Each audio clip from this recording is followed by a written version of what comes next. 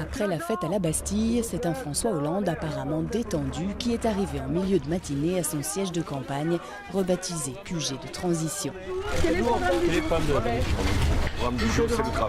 Pour sa première journée de président élu, François Hollande a eu droit à un défilé ininterrompu de personnalités, à commencer bien sûr par sa garde rapprochée.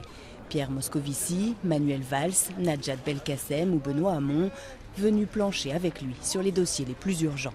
Il y a beaucoup de grands rendez-vous, le G8, le sommet de l'OTAN. Et donc ce sont des dossiers sur lesquels il était déjà prêt, mais sur lesquels il peaufine ce que sera son discours. On a des rendez-vous importants et il le sait. Voilà. Autre rendez-vous pressant du président François Hollande, choisir son Premier ministre, clé de voûte du gouvernement qu'il doit présenter la semaine prochaine. Parmi les favoris, le député maire de Nantes, Jean-Marc Ayrault, et la première secrétaire du PS, Martine Aubry, plus populaire auprès des sympathisants de gauche. Journée chargée aussi du côté de l'UMP, dont le bureau politique s'est réuni dans l'après-midi. Ici, on digère lentement la défaite et on se concentre sur l'avenir, avec un souci, préserver l'unité du parti.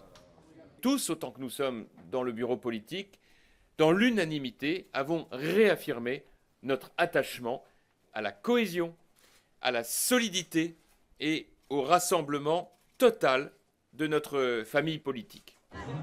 Priorité pour la droite, la campagne pour les législatives.